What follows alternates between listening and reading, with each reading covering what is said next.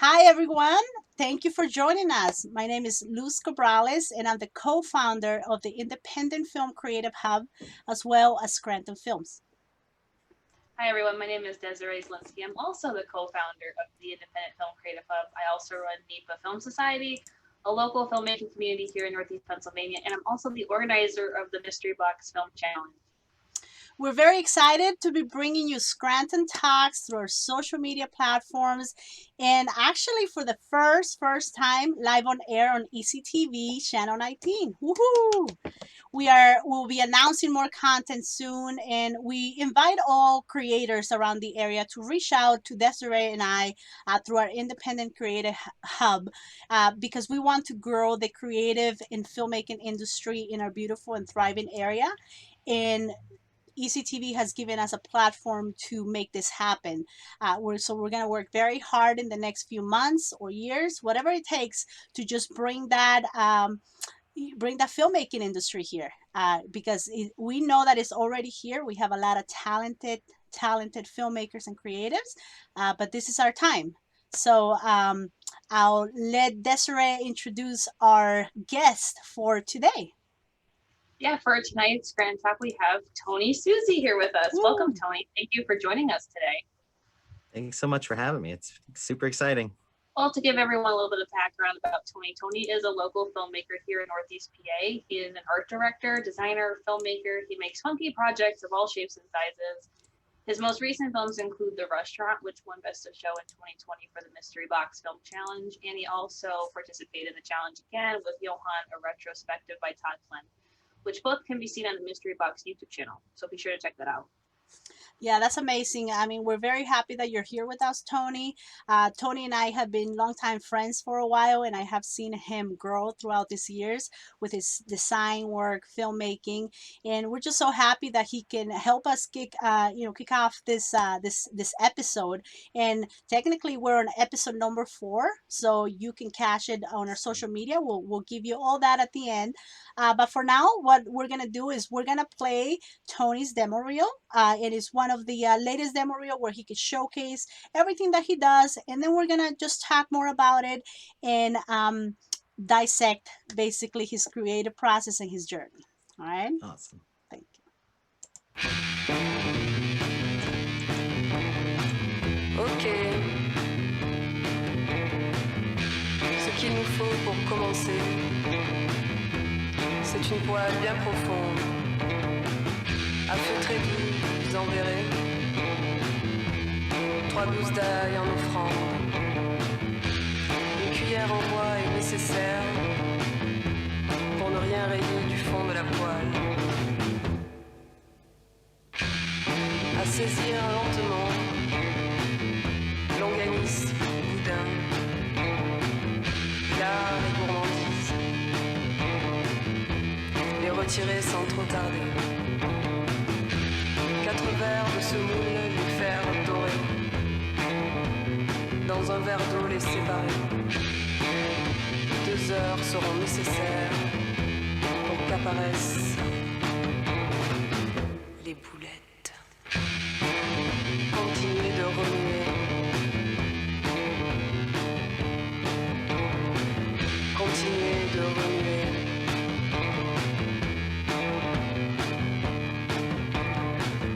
Continuez de remuer.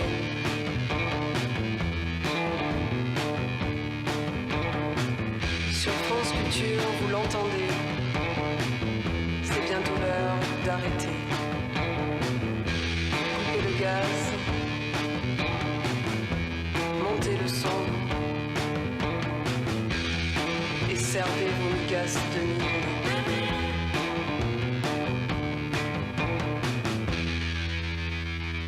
Avec amour, dégustez-les.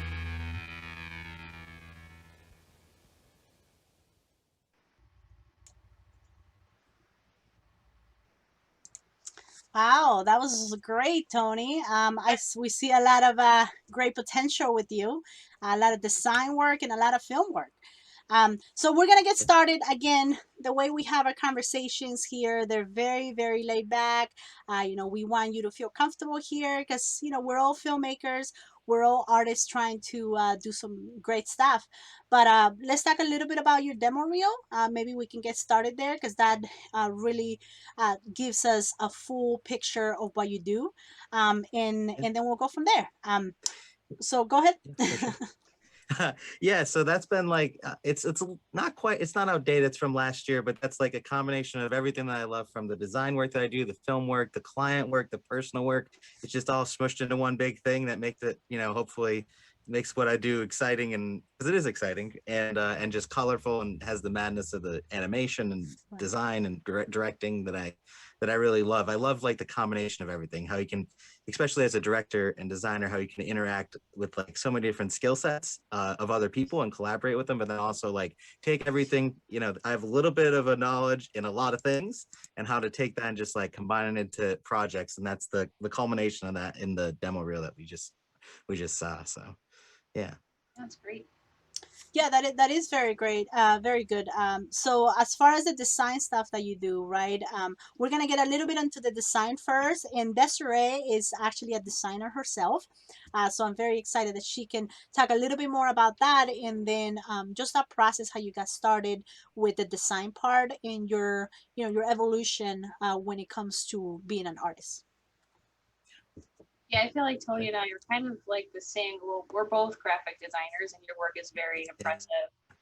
I'm just curious, were you like a designer first? Because for me, I went to school for graphic design, then found my interest in film, but always had an interest in film. Or is it like, were you a designer first, then got into filmmaking, or was it the other way around? Yeah, it was kind of the other way around. It's like weird because it's like steps and like eras of like doing stuff. I've always loved film, and since like literally the age of 5, I've always loved like Star Wars and then Lord of the Rings. And as early as I can remember, I've been watching like special features. So like that kind of, I loved it growing up. Made all these like silly short films with like my cat and my friends and my cousins, pulling them in and being like, do this short film with the cat, or do this thing with action figures. So like for like the years of like 5 to 15, I was making all these silly little short films. And then I kind of, as like college started to approach, I was like, well, I don't know if I want to go to film school necessarily, because I feel like I need more of a grounding in like the visual aspect of it. And actually, Luz has been a great influence on me, because at those last couple of years of high school, Luz kind of helped me like hone my art and design skills, so that I was able to apply to design school once I graduated. Well, before I graduated, and get into Kutztown University, which is in the Lehigh Valley. So I went to school there for 4 years for graphic design and advertising, and that helped complement the like interest I had in film. And then it kind of just fused a little bit. Graduated in 2015 and started working as an art director in the day job, and then also making short films on the side, and then also applying that to some of the video work, a lot of the video work that we did at the agency I was at. So it's kind of always been this combination of things. I was at that agency for a couple of years, and then went freelance, and also freelance in terms of working on local film sets and local commercial shoots and short films. So like that progression just kept going, and I've never lost that love of Star Wars and Lord of the Rings. Even to this day, it just has expanded into hopefully a little bit more of a broader palette of like, maybe Michel Gondry films and Wes Anderson and a lot of other things. It's not just that anymore, but that kind of put me on the trajectory to like just making things. And then like I kind of don't distinguish sometimes whether it's a piece of design or a piece of motion or film animation. It all feels very much the same to me. So it's like using the design eye and composition and layout to apply to when you're shooting something and writing something. Like my mind works in like this amalgam and sometimes chaotic madness in the process of doing things. So it's kind of how that went about. The short of it for 15, 20 years of making stuff. No. Yeah, it seems like a lot of things that go hand in hand. I do see like graphic design and film go hand in hand, even if it's like there are graphic designers who work in the film industry as a crew basis, but like everything complements each other. I do see that. Yeah, I mean that's really the great thing about filmmaking, right? That at least what I love about it is that we can incorporate so much of everything in in this world. Any profession can really be part of the filmmaking process. And I think you know, a lot of people don't know that design makes, you know, is a big part in filmmaking. Everything we see, everything we, you know, as we drive and see billboards, you know, in the magazines, we're seeing creative work everywhere, you know. And Yeah. you know, sometimes, you know, it's made to be in your face, you know, but it is Yeah. still design. And I think that that creativity that you're taking is really a great thing, because now you know how you have to have certain things, how they have to look, and what people should feel when they actually see them, Mm. right? Yeah, it's a great melting pot of everything. So like with design, you get like this idea of composition and color and aesthetics. And then with film, it's like then there's story structure and plot and character.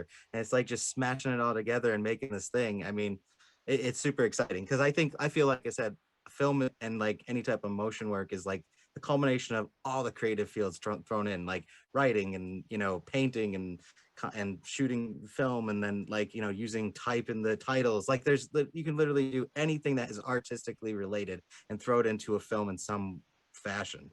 So like that kind of aspect has always really excited me. It makes me think like film and like motion is basically like the pinnacle, the culmination of like all these artistic mediums, and it's exciting. You know, it's exciting to always dip your toe into it. Right.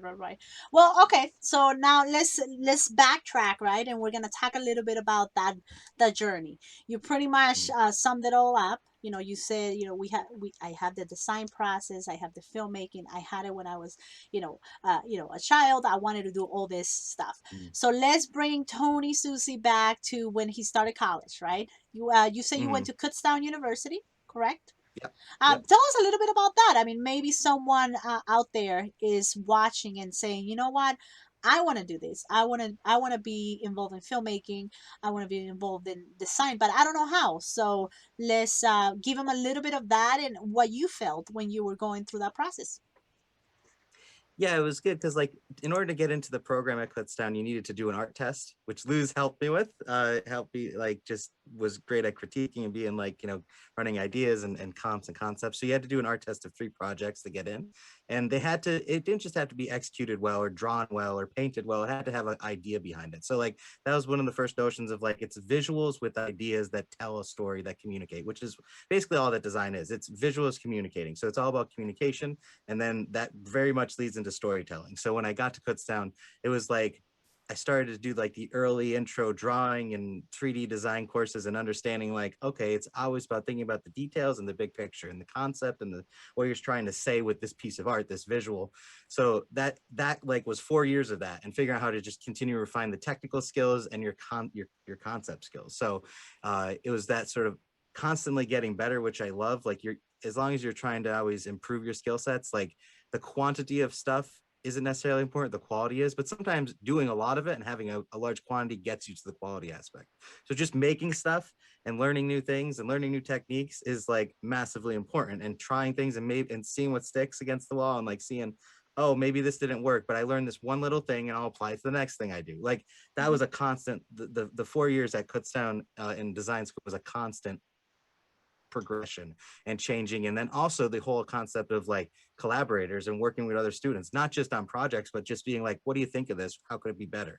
Because pretty much from day one in design school or any type of art school, you have critiques. And it's a very humbling moment of like, you do a drawing and everybody puts their drawings up on the wall the next day and everybody talks about them for 2 or 3 hours, which was insane to me. But it's like, you get this constant feedback loop of your peers, of teachers, and then you put it up in the hallway, then other people who are just random from wherever say stuff about it, and not that you could let it like get you down, but it's still that constructive criticism aspect. And then it's like, okay, I'll take that in. Yes, that's good advice. No, that's not so good or what I was going for, so I won't take that.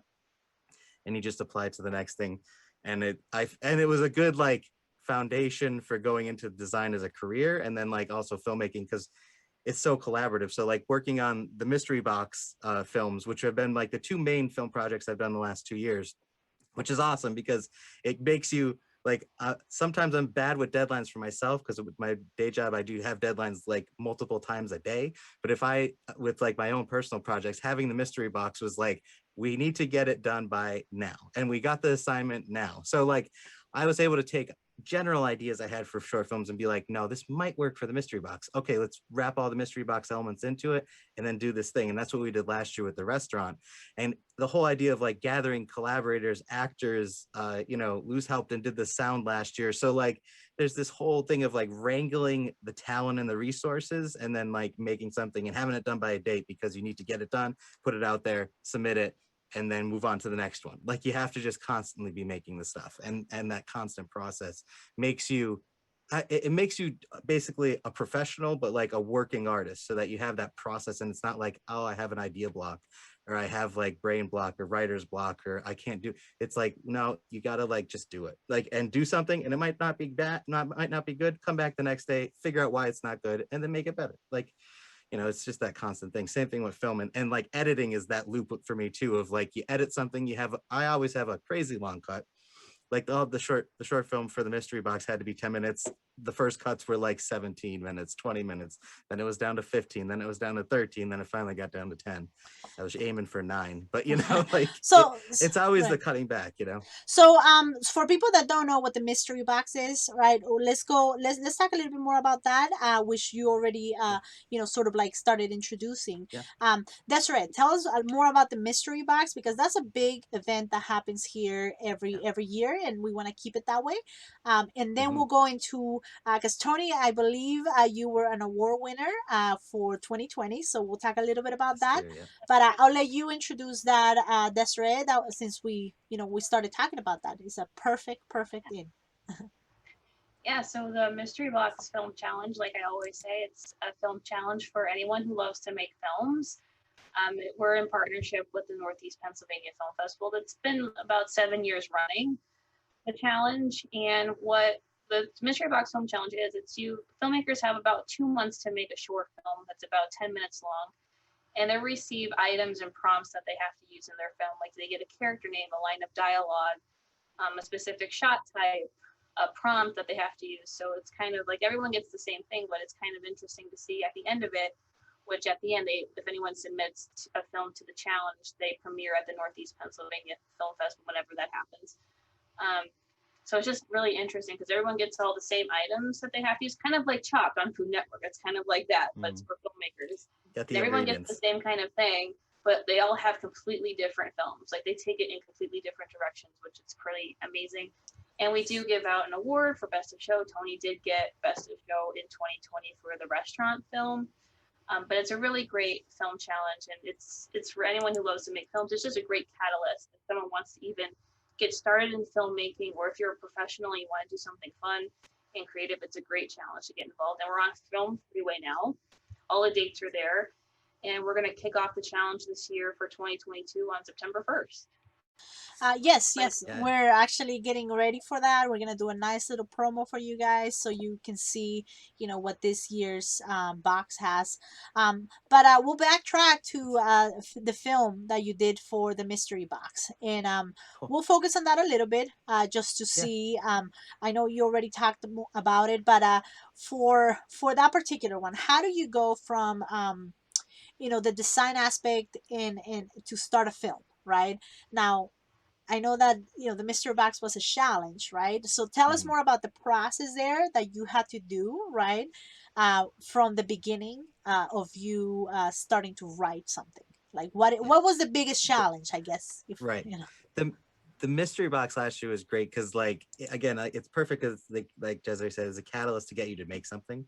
So like you're like, oh, I'm busy and I have all these excuses, but then it's like, no, there's a deadline. Here's the things, just do it. And the personalities of the filmmakers get into it too, in terms of, it's also great because it's like all different ranges, somebody who's making their first film or their 50th film, like there's a range of people, but the first person who made the first film, that film might have more heart. So I hadn't made a film in like 2 years. And then last year that came along, I was like, I'm doing the mystery box, and Luz is like, okay, but you got to finish it.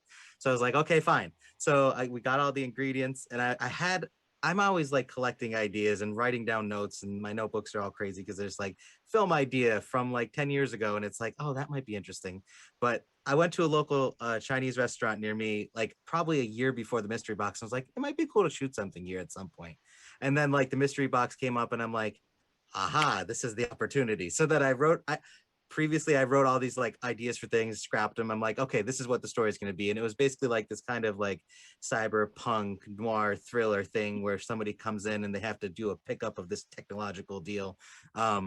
So like, I don't want to give too much away, but it's like, it's kind of very noir-y. So it's like, all right, let's go in that direction. Let's kind of really delve into like, you know, sci-fi subtle things. Okay, we got a tone. Okay, now I got to write the thing.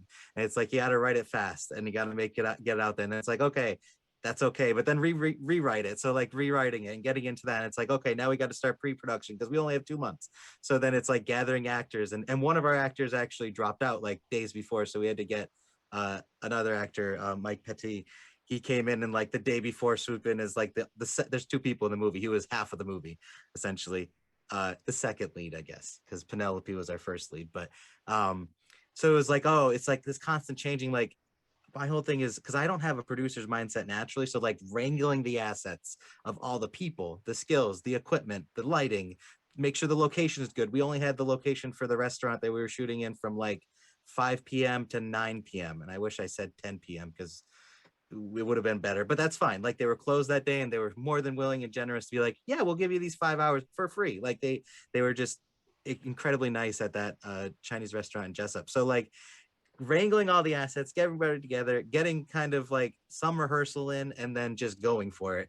We literally had 4 hours to shoot most of it, and then we shot the rest like in a half a day after. So it was kind of a flurry of everything, and then like the cutting and getting it together, and like I said, getting it down to it's like this needs to be under 10 minutes. I had it like a 15-minute cut, a 13-minute cut, a 10-minute cut, and then I think it ended up being like 7 minutes. And Luz helped kind of say like, before she was involved with the mystery box last, she's like, you want to cut here or there, you know, and bring it down. So like that collaboration is always super exciting, and it's always a collaboration through every step of the process. It's a collaboration with the actors when you're on set and going through lines and try the line this way or that way. It's a collaboration. I shot that one, so it was like a collaboration with myself to figure out where the camera is going to be, how it's going to transition to the next shot. And I think about all those things to the point where I overthink them, and sometimes you just got to like try it, and if it doesn't work, right, review it on the day, or you'll figure out it doesn't work in the edit. So it's like, you know, that's just the evolving process. Everything's always moving, and it could be very hectic. And I have this term that Luz laughs at me about, but you do fly by the seat of your pants a little bit, as much as you plan. But if you plan more, then you're able to find like fun little things to change and evolve on. So yeah, as you're making the thing, great. which is exciting. Yeah, I'm very familiar with Tony's The Restaurant film, and I think if anyone was watching here, it's like, okay, it's kind of like, how did you find your casting crew? I know there's a lot of people here who make films, and they're like, how am I going to find an actor? How am I going to find crew? Like, what were your tools that you used to find your casting crew? Was it like, I just know people? Or did you like maybe go to like maybe the Philly Film Office and look for people? Because that's sometimes the hardest part, you know, trying to find the right people. So and your crew, finding crew members as well.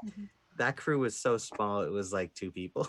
It was Luz who I made do the sound, and then me who I did the camera. I actually love that, but it is necessary to have more people for bigger scale projects. As far as casting, we worked with both actors previously, me and Luz.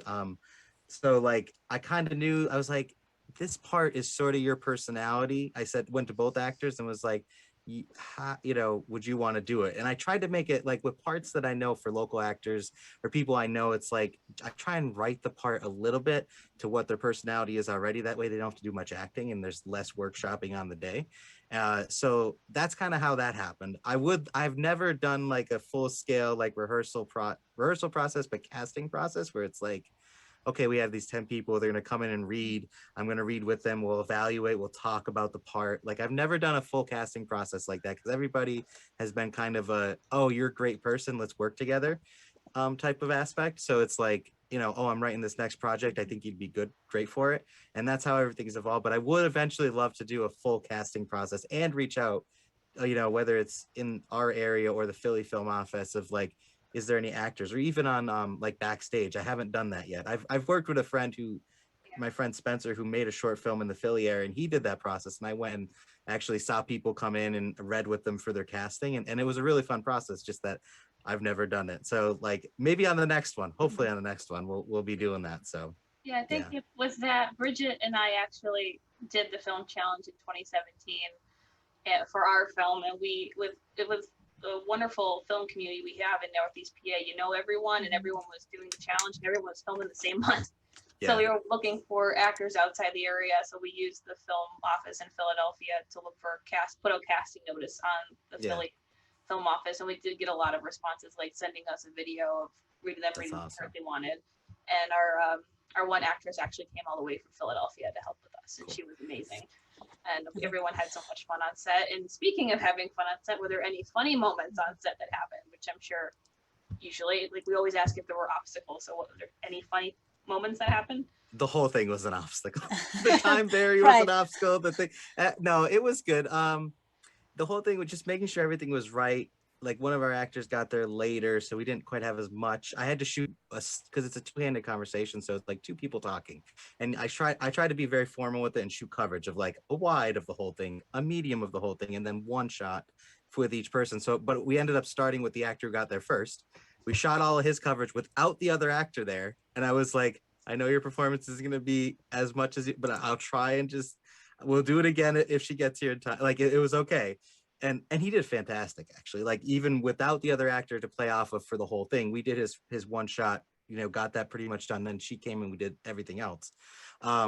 So like, that was a challenge, making sure there was a camera move that I had in there that was like this spinning camera move of like, as there was a fight commencing, it would spin around. It would actually like pan around the whole thing and kind of be this slow, like guttural, visceral, I had planned in my head. And it was going to be it wasn't going to cut, but then I had a reflection in the one glass and I was like, oh, it's not going to work. Well, so like, that happens. was a challenge. Yeah, that was a challenge that it's like, I didn't think about, so it's like, and then we shot a scene outside for like that half-day shoot after that. And it was like, this was like January, because I think everything was due in February or like mid-February last year. So like, we ended up, it was an outdoor scene. Everybody was dressed pretty well. Like, everybody had full clothes on, but it started to rain and then it started to kind of snow and it was icy and we had a scene outside and we had umbrellas and then it was, at some point Luz was like, I think the actor's cold. So like, let's try and go a little bit faster. I was like, but I want 5 more shots. And she's like, maybe get them really fast. So then so there's always like, if you're not hit up by time barriers, you're hit up by weather barriers and obstacles that you got to try and, but it's all about like trying to figure out like, what's the creative solution to the thing that's facing me right now in the moment. And that's sort of, even in my, micro budget level of filmmaking, that's kind of always been the case. And I feel like I hear directors who have like $150 million budgets who say that's the case too. So that's something that you're just not gonna escape, Yeah, so. no, I mean, having an obstacle, I think is what's gonna make your next film better, right? Because then you're gonna 100%. learn about what you're doing right now and how you can make it better. I mean, you touched on quite a few things that were like perfect, as far as like, you have to have a good relationship with the actors. You have to have a good relationship with even if they're your friends, you need to make sure they're gonna show up. They're gonna show up Exactly. to make the film. They're gonna show up to help you out. Because a lot of times, we're making we're making projects and we're not paying people. We're giving them lunch. Yeah, We're giving them a little exactly. bit of that. So you have to have that relationship.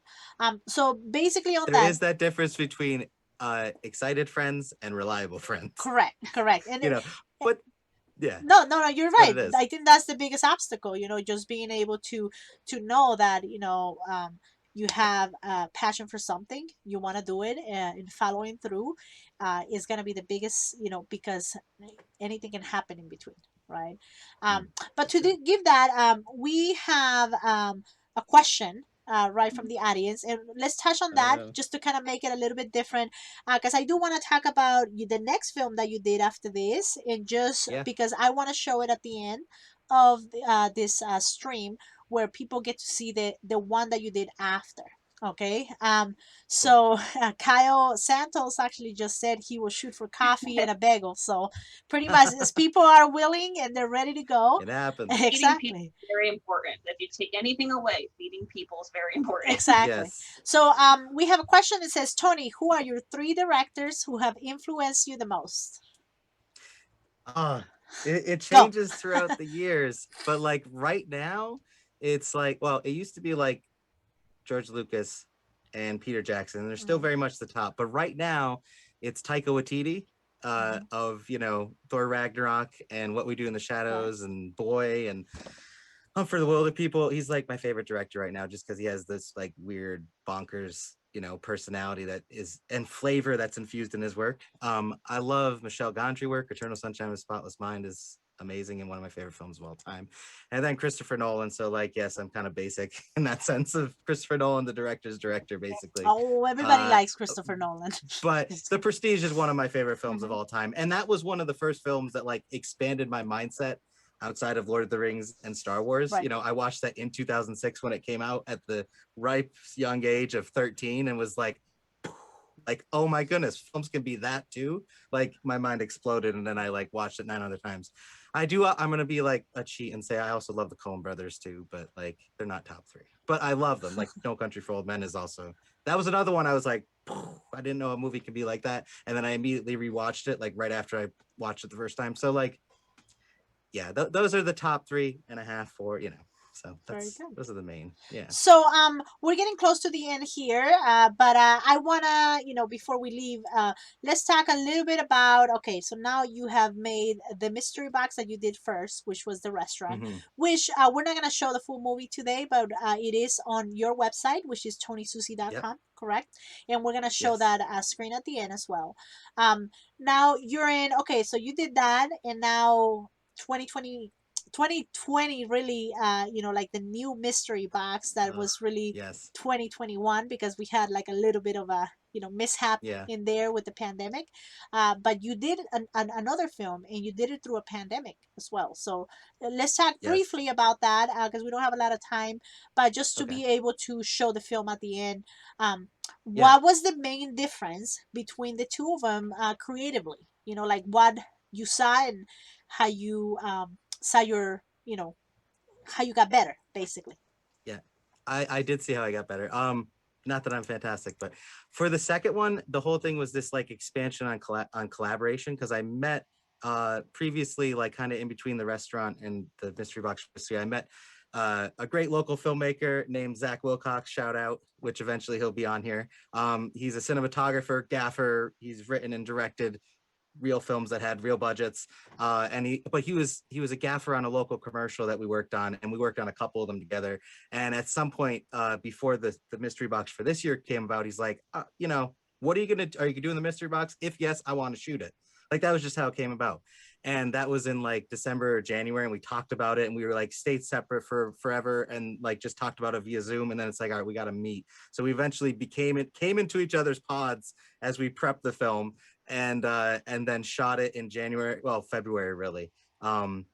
And it was fantastic to work with the cinematographer and really a full-on collaborator, because I did the script, I showed it to him, he's like, great. And then we shot it, and then there was editing and color that we went back and forth with. It was a true collaborative process, and we've been making stuff since January. Like we shot a short documentary on a local actor who we're editing right now. We shot a short film in like 4 hours a month ago that we put together and just shot it, put it. So we're constantly making stuff, and that it's like ignited a level of collaboration with a fellow like filmmaker who has more experience than me, but is still willing to collaborate on my same level. And like, I feel like we both make each other better because we have different skill sets and we're thinking about different things. So that was the thing that came with this. Additionally, we worked with an actor named Nathan Zonlo, who's also a local actor, and there was all this improvisation that came along with it. So I wrote a very tight script, not super tight because it was 13 pages and need to be 10 minutes, but there was a ton of improvisation that happened with him because we wanted the character to be very flowing. It was a mockumentary style piece.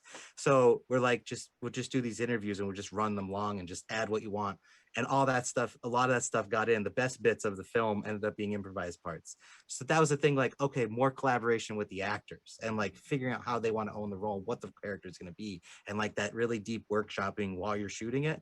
So that was the main thing. And then just putting it together. And then the new experience was last year, the viewing was all on Facebook Live because of the pandemic. This year, it was actually in front of a live audience and it was up on a big screen. So it's like, stars in our eyes as it was up there, and that was super exciting. So yeah, we were very again, excited. it's a fantastic thing. We were very excited because we got a whole bunch of films, and I mean, this is the first time that I also collaborate with Desiree to try to bring the mystery box. And I think just to see the filmmakers and their hard work, just putting it all Yeah. out there on the screen, I think it made a difference. And it's good that you mentioned that because there is That's a difference fantastic. between Facebook Live and having it on a big screen. But I Hmm. think the work is the same. You have to put in the work, Yep, whether you have it on a small screen or a big screen. Um, for sure. but if Desiree doesn't have any more questions, then we usually do something at the end before we ask the main question at the end before we end the stream. But I'll leave it Drum up to roll. Desiree if she's wondering anything Well, about Tony Susi, you know. well, with the mystery box, I mean, it was such a great turnout in April. We did both. It was live in person at the festival in April of this year, and we did it live stream because of the pandemic. And I'm just curious if like people's like, how did you work with making a film in the pandemic? I'm sure because Luz and I did a film as well with the mystery box, and it was just thinking a whole nother way of thinking of like, how do we keep people safe, and what was your thinking Yes. about like, how am I going to make this during a pandemic? Yeah, we definitely wrote for the sense of like there's maybe one shot in the whole film that there's two people, well there's like two or three people, and we made sure everybody was very much like, even though like not everybody was vaccinated, some people were, we made sure they were vaccinated, everybody wore masks, everybody was distanced even if we were inside, we kept the sets closed, you know, there was a ton that we thought into, and we were constantly thinking of like just keeping everybody safe and okay as we were going along the process.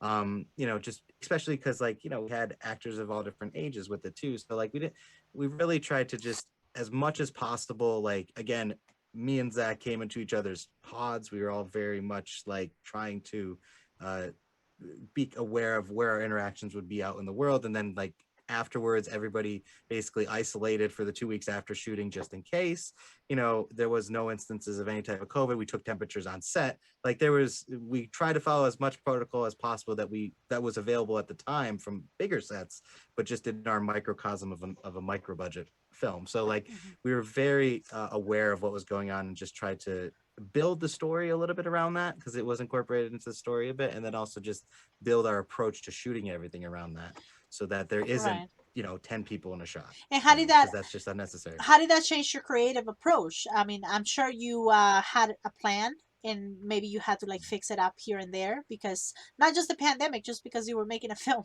you know, Yeah, that's right there is, you know, hard enough.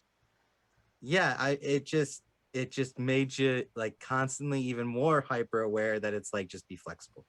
Just be flexible. Okay, we're not going to get these 5 shots. Let's try and do it in 2-1, or like, you know, like Mhm. try and do a 1, or you know, like okay, we only have this person, you know, or oh, this person might not feel fully comfortable doing this thing, like that's fine, we'll redo it in this way. Mhm. Like it's just always trying to be listening to what your crew and cast are telling you. You know, again, this was a small one, there was never more than 4 people or 5 people, I guess, shooting at once. And so it was just keeping it small and like not intimate, but you know, close knit, so Right, that right, right. everybody No. felt that they could communicate if they were, you know, feeling uncomfortable, or not that anybody did, but if they were feeling uncomfortable, or like they thought something, everybody was able to speak up basically, and harbor and fostering that environment. So it wasn't like a, you know, people didn't feel like they were being forced to do something they didn't want to do, you Right, know, right. Well, you which was know, important. So that's very important, definitely. So, okay, so we are running a little bit out of time.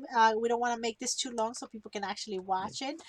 We want to make sure to ask you one last question though, okay? Because Okay. again, how I mentioned before, you know, there might be people here that are you know, seasoned filmmakers watching, and there might be people that are, you know, that are trying to be filmmakers. Maybe they don't know how to get started, right?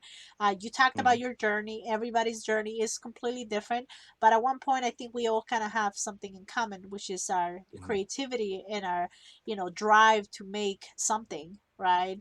And Yeah. so what advice would you give to an up and coming filmmaker or filmmakers? You know, maybe there's a few. I mean, it's so cliche, but it's just like go make something, you know, Mhm. kind of go make something and be flexible while you're making it. You either go make something like right now, you know, do it, shoot it in a day by yourself with friends, whatever, shoot it in a day, edit it in a day, get it done. If you feel like, you know, you don't have self motivation to do that, then sign up for the mystery box for next year and do it, because that's going to give you a deadline and you're going to be, you know, have Which I more prefer. responsibility. So I hate to be the plug for the mystery box, but it's really been super great for the last 2 years. So, Oh, we love that. but yeah, it's kind of just make it like Right. you have these ideas in your head to a degree, actually to a huge degree. It doesn't matter if they're good when you finish them. You finish them, you learn something. The next one will be better. Correct. You know, like it doesn't matter if it's good. It's cool. There's a lot of crazy dumb things out in the world. Make your crazy dumb thing. Like that's sort of the That's good. woohoo woo woo piece of creative inspiration advice, I'd say. The some of the stupid, like we like Johann, the thing we did last year, it's so stupid, it's silly, it's dumb, but like I like making it. I think it's fun to watch. Sometimes that's That's enough. I think more than me, but sometimes that's enough too. So Well, yeah, that's gonna kind make of you the better for thing. the next one, and it's just gonna continue. And it doesn't mean that the first one was bad. It just means that you learn something that you can bring to the table. But all right, well, Desiree will do a wrap up, and then we'll actually hold on. Before I do that, thank you, Tony. Thank you for being Oh, here. thank you. I mean, we're very excited great. Thank you to so be much. sharing these stories with everyone. And again, Tony. TonySusi.com, where you can watch his demo reel again, and you can see some of the stuff he does around the area. Maybe hire him as well to do some like cool movies. You never know who you're gonna meet. But Desiree will wrap up our episode for today, and then at the end I'll put in the movie. So if anyone wants to stick around, how long is the movie, Tony? Which one are you showing? Johann's. 10 minutes exactly. 10 minutes exactly. All right, perfect. That should give us the hour for this episode. So, all right. Thank you, Tony. Thanks. Thank you I just so want to much. say too, thanks so much for doing this. Like the whole collaboration that's going on in the area with like all the filmmakers doing stuff, supporting each other, making projects. It's really exciting, and I love that you guys are encouraging that and fostering it. So, You all got right, sorry. it. That's our On to the goal. No, final that's thing. our goal. That's Wrap it up. Here. definitely. All right. Go ahead, Desiree. Yeah, thank you everyone for joining us tonight with Scranton Talks, talking with Tony Susi, and we're going to be showing Johann in just a moment. We have wonderful events coming up, and be sure to follow us on Facebook and Instagram to stay up to date, and subscribe to our YouTube channel to see any of our previous talks that we've done. The Independent Film Creative Hub is here for you, here to help filmmakers reach their potential in becoming successful creative artists. Be sure to visit our website, www.ourcreativehub.com, and join our directory. It's free to sign up, and it's free for you. And we're on, we have a podcast. We are on Apple Podcasts and Spotify with our Scranton Talks. I forgot about our podcast, Desiree. Yes. Everything that you see here, we do put it on YouTube. We'll try to put it on Instagram, IGTV, ECTV now, which is amazing. So we're pretty much trying to reach everything, and if we can have it just on audio while you're driving, that's even better.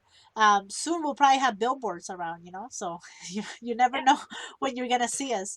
But just remember, we do everything here for free. I mean, we try to keep it free for our filmmakers, as far as the content goes, just to make sure that we keep going. But it's a lot of it's a group effort. But thank you again, and Tony, thank you so much for kicking off our ECTV number 4 Scranton Films. Awesome. Scranton Talk Show. Thank you so much. All right, we're gonna show that. Cool.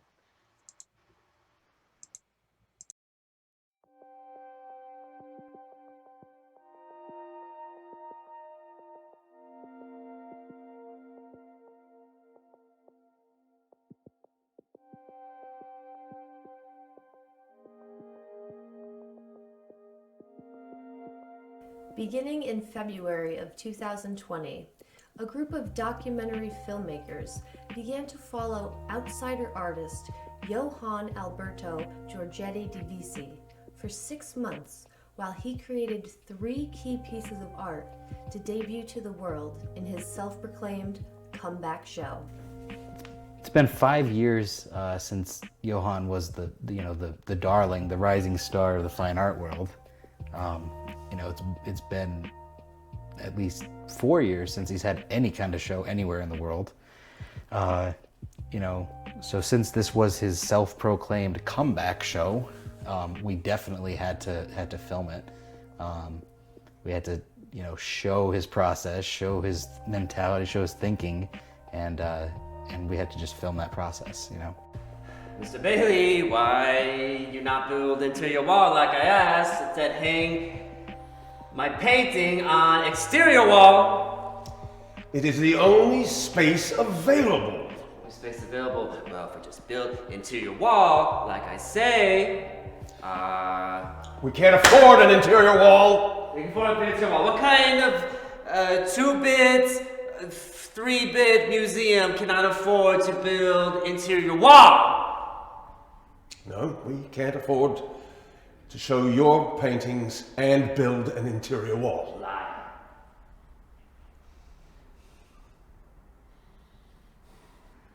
So, what do you think we're really excited about?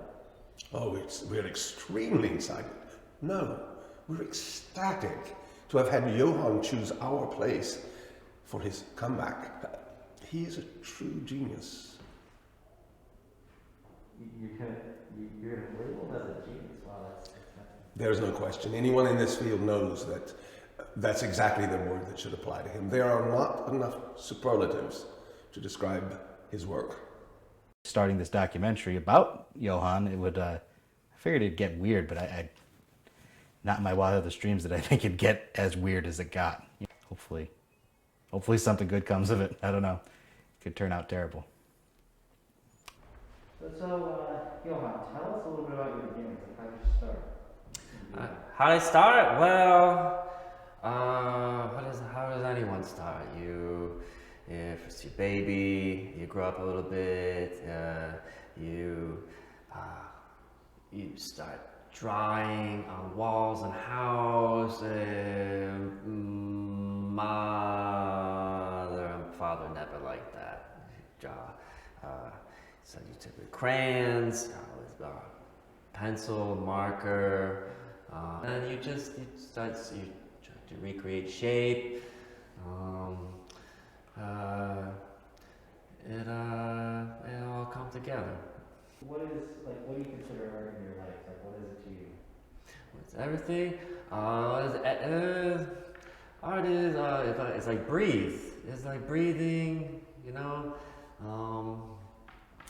Art is it's a modicum of expression, as you say. It's the only way to truly get out what you're trying to do.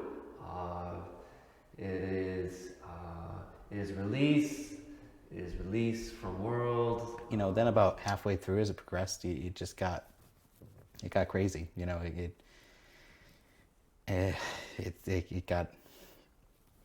got really intense at times. It started off simple enough, but then it got really, really, really intense. You want to cut and do a second? Hello. So All right. So Well, he agreed to let you see them. Yeah, really? And so could I come? Like, where is it? At his studio? No, not now. They're like in a storage unit across town or something. He said he'll meet you there in like 10 o'clock tonight, and he'll show you. Do you have a pen to write down the directions? Yeah. What's the? Hang on. You're saying. Address? There's no address. I have directions. Draw a map. It'll be easier. What kind of place doesn't have like a proper address? I literally had to draw the map on the map. Who does that? Excuse me, are you trying to tell me what to do? Thank God I have no idea what I'm doing. Hello. Excited. If I'm excited too. Excited to show you. Finally. It's been a long time. What's with the toilet paper? It's nothing. Come on. Okay. It's just around the corner here. Okay. What are we going to be seeing here? Hey, it's the grand finale. It's gonna be special. Well, says she likes it. Yeah, we worked on it many years. It's the magnum opus, they say. Hopefully community liked. I don't know. Glad you're able to just glad we can see it. I gotta say, well, Metrogram don't show any burn. yes, yeah, I mean, you can see it. You can see it. Yeah, you can see it. I don't know. It's too early for that. It's too early to put it on the camera. Okay. You could see, you could lay eyes on. But, I mean, come on, we can film, right? No film. No film. No. No. But, what do you mean, no film? No film. No, you could No, see. Wait.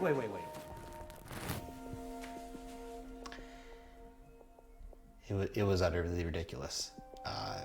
We got right up to the door, and he wouldn't let us film. But I tell you, it was some of the best pieces of art I've ever seen in that tiny little storage unit. It was certainly his best work. There wasn't anything that he did that was better. Yeah, but he just wouldn't let us film it yet. Such it is with artists. He wouldn't let us film it yet. And if that wasn't weird enough, you know, immediately after that, it got even weirder. Yeah. Oh yeah, the walks. Yeah, the walks were a big part of his process. It was on one of those walks that it got weird and violent. And quite frankly, it was a bit terrifying on one of those walks. I know the artwork. I know. We'll get there. You wait until you see it. It's gonna be like something never. I don't Okay, think. stay. Okay. Don't look now. But men in car across my shoulder been following us for the past 14 minutes. That car? No, that's just not that. You're not very subtle man, are you, Mr. Tom? I mean, I'm not. Who do you think it is? Oh, jeez. Ah. Oh, jeez. Hey, Oh, wait. stop. No, stop. Oh, stop. He was missing for 132 hours, 5.5 days. And we couldn't go to the authorities because we didn't know what kind of shady business he was involved with. You know, the whole thing just didn't make any sense, you know. And then we got a phone call just out of the blue when we didn't expect it.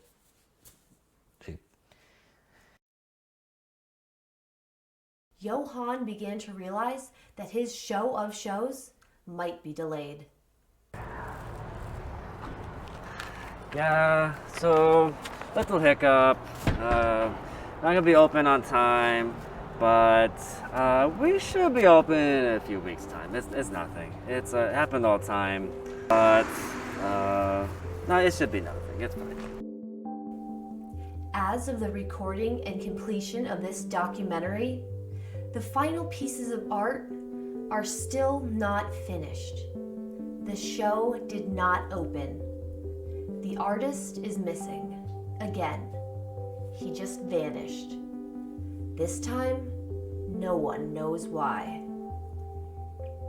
I don't know if I have a film. I mean, there's barely a narrative there. I mean, who wants to watch a fine art documentary when you never see the fine art?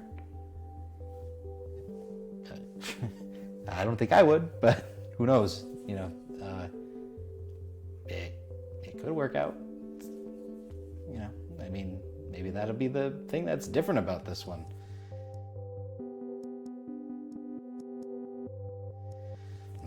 Men får den